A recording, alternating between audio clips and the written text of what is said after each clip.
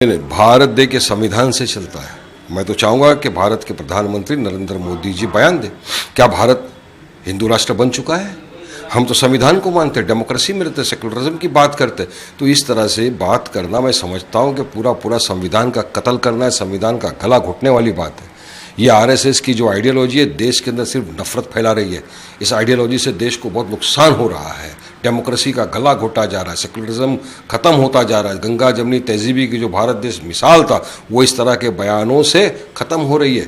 तो इनको रोकना चाहिए अपने आप को। ये आरएसएस है जिन्होंने 52 साल तक तो हमारे तिरंगे का अपमान किया, अपने नागपुर के हेडक्वार्टर पर नहीं लहराया।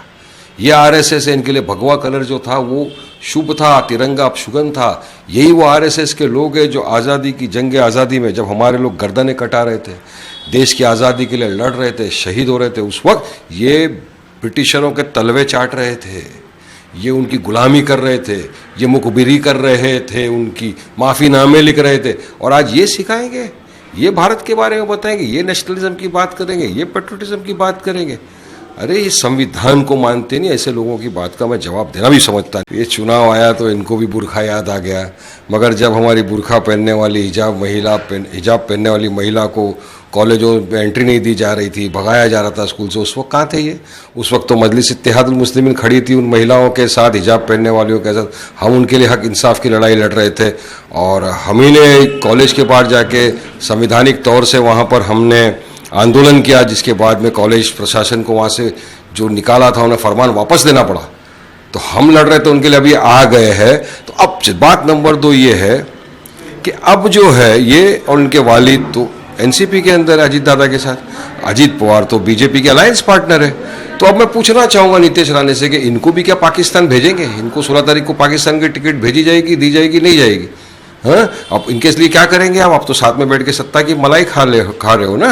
ये दोनों संगा मलबारी का गेम खेल रहे हैं। हाँ? तुम ये बोलो हम ये करेंगे, सिर्फ मुसलमानों के वोट को काटना और बांटना इनका बन गया है मेन मकसद, बाकी कोई इनके दिल में बात नहीं। और हम तो आज भी बोल रहे हैं कि अगर भारत का प्रेसिडेंट बन सकता है मुसलमान, APJ Abdul Kalam vice president बन सकता है, चीफ जस्टिस बन सकते हैं सुप्रीम कोर्ट के मुस्लिम, हिजाब पहनने वाले एमएलए बन सकते हैं, एमपीज बन सकते हैं मुसलमान, तो हिजाब पहनने वाली महिला मुसलमान, भारतीय मुसलमान, मुंबई कर क्यों नहीं बन सकती मुंबई की मेयर? ये हमारा सवाल आज भी है। अगर आई लव महादेव जैसा वाला लोग बोलते बनेंगे तो मेरा आज भी ये बोलना है कि आई लव मोहम्मद सल्लल्लाहु अलैहि वसल्लम बोलने वाला मेयर क्यों नहीं बन सकता? और ये जो हमको बोलने की बोल रहे ना, पाकिस्तान जाओ इधर जाओ, तो सुन लो एक बात कान खोल के, भारत देश किसी के बाप की जागीर नहीं है।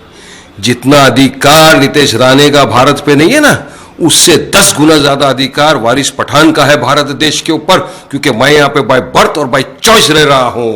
हमने आजादी के वक्त हमारी गर्दनें कटाई, देश आजाद हुआ। आज हम प्राउड भारतीय मुसलमान बोलते हैं अपने आप को, प्राउड मुंबई कर बोलते हैं हम अपने को। तुम्हारा क्या था बताइए ना? हाँ? और किसी की माई के लाल में किसी की मां ने नहीं जनी कि वारिस पठान को जबरन उठा के उसके भारत देश से पाकिस्तान भेज दे। मुझे किसी की हिम्मत नहीं है। पैदा हुए भारत के अंदर वारिस पठान, और इंशाल्लाह वारिस पठान मरेगा तो दफनाया भी जाएगा भारत के देश के अंदर ही। तुमको जाना है जाओ, और जनता भेज देगी। 15 के दिन पोलिंग डालेगी, 16 को बोड़िया बिस्तरा लेके भाग जाएंगे, नेपाल वेपाल जहां जाना इनको चले जाएंगे, देख लेना।